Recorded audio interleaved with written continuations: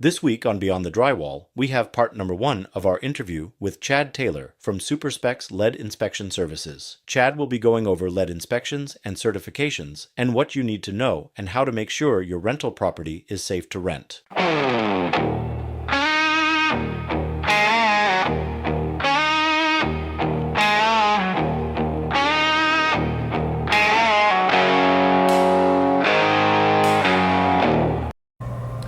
Hello, and welcome to Beyond the Drywall, the place where we talk about tools, tenants, and truths about property management and construction. I'm John, your host, and today with me we have Chad Taylor from SuperSpecs Inspection Services.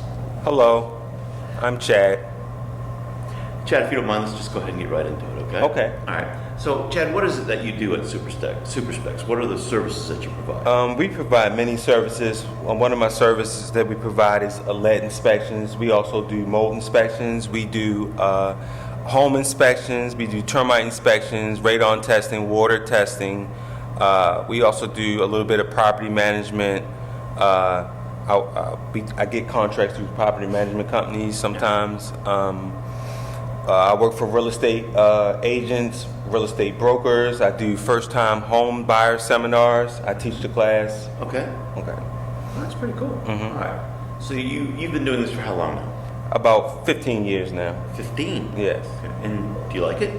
Yes, I love it. Okay, good. And what are things that you're seeing now in the last few years that may be changing when you first started? Well, I can start with lead. Okay. With all the services, anything in the state of Maryland, the laws and the regs tend to change. For lead, for instance, they every 2 to 3 years it seems like they lower the levels that's accepted for MDE. For example, it used to be maybe 400 for the window sills. 400 per units. It's basically the levels of with it's the levels of with the state requirements, and now they're dropping down to 250, and I'm hearing it's going to go down to even lower than that. That's a pretty dramatic decrease, rather. Yeah. Yeah. Wow. Okay. Also, another thing they changed, they want us to test the steps now. Before they wasn't required to test the steps. Now they want us to test the steps. I think it's because of the steps has a lot of transitions from Carry over from the feet into the floors. Contamination, yes. Gotcha. Okay. And what about windows, windowsills? We have to check window sills. We check everything. So basically, let me say how it starts. For lead, it starts from the whatever's on that property. So mailbox needs to be checked. Any fence. The mailbox? The mailbox. Okay. If it's any paint, just like the railings, the black railings, if the mailbox is painted, it needs to be checked. Also, the fence. Anything you would touch. Anything that a child has access to. It could be a shed, yes. Okay, so let me explain, because as a property manager, Or the tenant. I am Mainly the familiar, tenant, okay. right? I am familiar with the lead testing and the certifications and the problems. But one of the main concerns of this whole thing is children and protecting and safeguarding the children. Is that correct? Okay. And it's kind of a carryover, but it does still happen.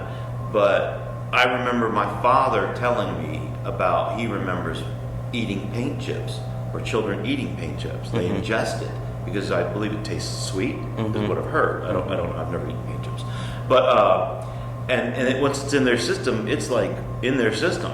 And so the whole, well, not the whole thing, but the main part of protecting and doing the lead inspection services is to protect children and tenants from ingestion or absorbing the lead into their system. Absolutely.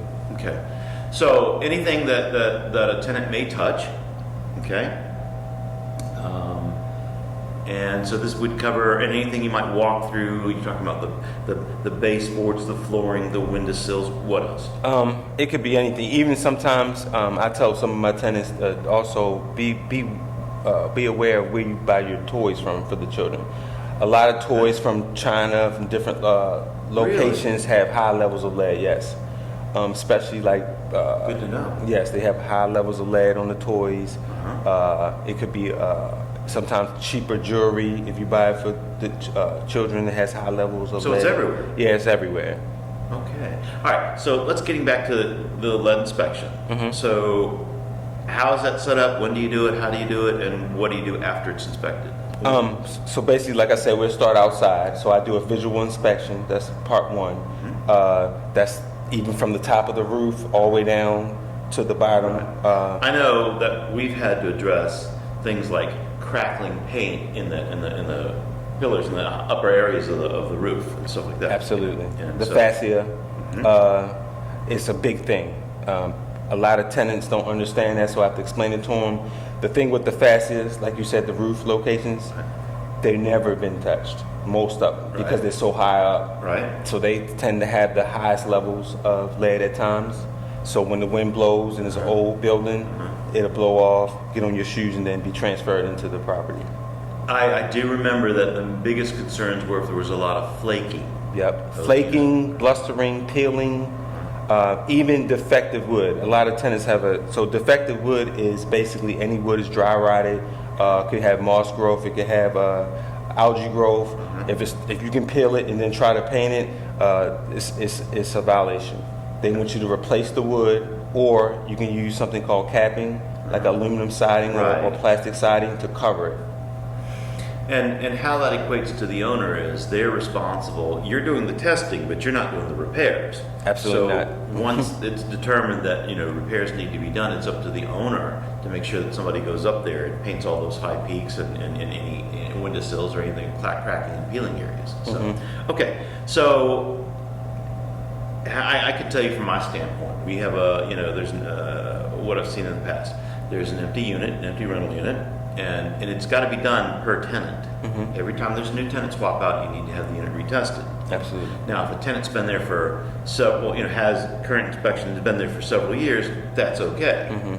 But if it's a new tenant, you need to have it re-inspected. Okay. Yes, correct. So the property manager calls Human Services up, super specs up, and says, Yes. "Hey, I've got an empty unit, and I have an empty unit, and could you please come out and test it?" Absolutely. And then you would go out there, and how would you do the testing? Basically, I would come with I'd always bring a flashlight. It's not required, but I always bring a flashlight just in case the lighting is dim and I might miss something, so I'll bring a flashlight. With my company, we come with 2 inspectors, so Okay. that's a little different than other companies. 2 inspectors Yes. per inspection. Yes. Okay. Every inspection. And if you don't mind me asking, Okay. what's that run cost-wise? Well, that's the main thing I like to do. Most companies don't, so that helps me with marketing. Okay. Because they, like I said, it's typically 1 inspector. I either come with 2, sometimes even 3. If I'm hiring somebody in training, I have about 3 people on my team. Okay. So it all depends on the situation. Well, it's faster and more in-depth coverage too if everybody's hitting it. The clients love it. Sure. Okay. Good. Yeah. Okay. So they go in and they check areas that we talked about: the flooring, the baseboards, the handrails, the windowsills, and so forth. How is the testing done? The testing's done basically, we have to have special gear. Okay. We always wear footies Uh-huh. just because of cross-contamination. Sure. Also, we have gloves. And what we do is just basically a 12 by 12. I have a pre-cut out 12 by 12, so I can, get in there. I'll tape it on the floor. We swab this way, up and down, horizontal, until it's very small. Then we put it into the sample. We write down the location. We write it on the paperwork, and then we collect basically every room, closet, hallway, basement, pretty much everywhere. Pretty detailed, yeah. Yeah, Okay. and then we send those to the lab. And the swabs. Yeah, the swabs go to the lab, Okay. they test it, and then we wait for the results. Okay. Okay. All right. So how long do the results take to come back? Typically, it's about 5 to 10 business days. It all depends on, a lot of times, how much you have. It also depends on if other clients in front of you pay extra to the lab.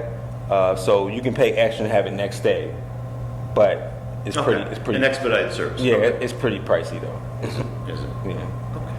All right. So are you guys focused mainly on swabs, or do you do anything else? Mainly we just do swabs. Okay. Okay. Just so everybody knows, what are the problem areas that you want to focus on before you come in and do testing? What would an owner want to be sure was in good shape? Well, I run into this a lot. It's a lot of owners tell me, they might call me, I need you to do a lead inspection. I got all the work done already. It's been a total rehab. To me, that's bad news. Is it? Yes. Okay. When you disturb the paint with contractors and cutting and sawing, you make it 10 times worse at that point. If it's not done by a professional, So really, you're suggesting that maybe after the rehab was done, the place be cleaned up, picked up a bit. yes. Okay. Okay. I mean, just normal cleaning, just so.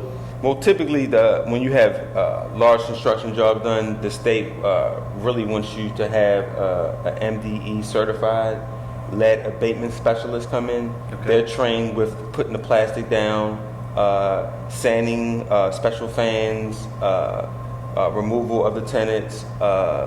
Sometimes they maybe have to be placed in apartment for a while, Right. or B&B, Airbnb, I'm sorry, or also a hotel. Okay. Okay. All right. So the test results come back, and it's going to be one of two ways: it either passed or it failed. hmm Let's say it fails. If it fails, then I will notify the tenant, of course. So the tenant or the owner? I'm sorry, the owner. I'm sorry, the Okay. owner. We'll notify the owner. The owner will then typically is about 30 days to make those He's repairs. got 30 days. Yeah, typically Okay. about 30 and days. what happens if he misses the 30 days? We pretty much will notify MDE at that point, and then sometimes I'll back away out of that situation, or I might call MDE and get their advice to what I should do in this situation. Okay. Gotcha. All right. So that's if it fails. If it passes, what happens? If it passes, that's good. So then we'll generate a certificate. We'll do a diagram, put it on the MDE system, and then once we get the certificate, we'll email that certificate to the owner. Okay. And what does the owner need that certificate for? Is it just something he can put in his pocket, or is it applicable for? No, it's also to let the tenant know. Sometimes the tenant gets a copy. It's basically letting the tenant know that this property has been inspected and it's lead free at this time. Okay. All right. But don't you need that certificate, for example, if you're going to rent court? Yes, you need the certificate basically if you're renting any property in Maryland. Also, you need a rental inspection. We do those as well.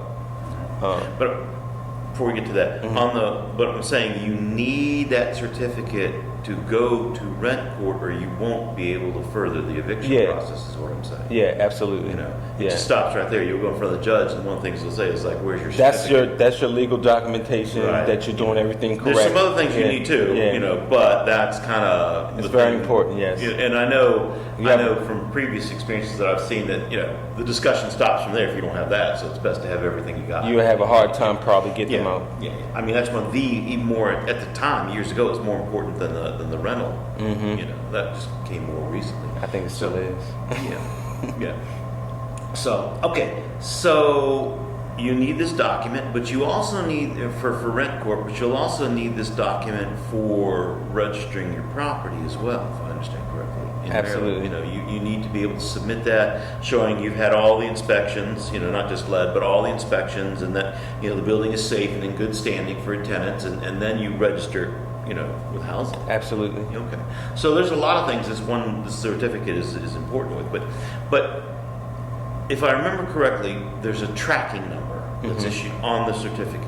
Yeah, the owner will be issued, if you register correctly, the owner will be issued a tracking number, and then I will call them or email them. They give me the tracking number, and that also goes on the certificate as well. So it's kind of like for lack of a better word, almost like a building social security number. Absolutely. Yeah, in this area. Okay. Absolutely. All right. So building property, the property passes, everything's good. The tenant moves in. You got no issues until the next tenant comes around. We need to redo it. Okay. Anything else? What's going on legislative wise? What's going on with changes? Because I hear, in some of these interviews that it's getting tougher. Yeah. And I know you mentioned just now that the levels are getting lower, but I'm hearing on the other side of that, if you don't meet those standards, the enforcement's getting harder. What have you heard about that? I have several tenants, owners call me about they received letters. I think a few of them told me that they get, a warning at first, and then you can get a fine. I think the first fine can be $1,000. The second fine can be $3,000, and I've even heard a few clients say up to $10,000. Oh my gosh. And they also threaten jail time. Okay. Jail time and $10,000. So that'll give you a bad day. Okay. So, all right. In the last, say, 5 years, since you've been doing this for 15, right? Is that okay? In the last 5 years, what are you seeing changes with the tenants in how they're leaving the properties and how that can impact future testing? It varies. I've seen it all. I've seen some tenants do a great job. I've seen some tenants even paint or offer to paint when they move out. Right. I've seen some tenants leave it awful. Well, what I'm saying, and I'm sorry I should have been clear about this. Okay. What I'm saying is, as a property manager, it's been noted that now, more often than not, when a tenant leaves an apartment, there's more damage than you would think. Yeah. You know, I mean, before, one of the things one of the things I wanted to point out in the past, pointed out in the past, is that pre-COVID. Okay. Okay, that's really kind of when it all started after COVID. Everyone was stuck in the homes and lockdown and everything. But pre-COVID, when a tenant left, the unit turn was really just a simple couple $100 thing, maybe a little touch-up paint here and there, maybe some carpet damage, maybe, you know, or maybe a hole in the wall from the door or something like that, you know.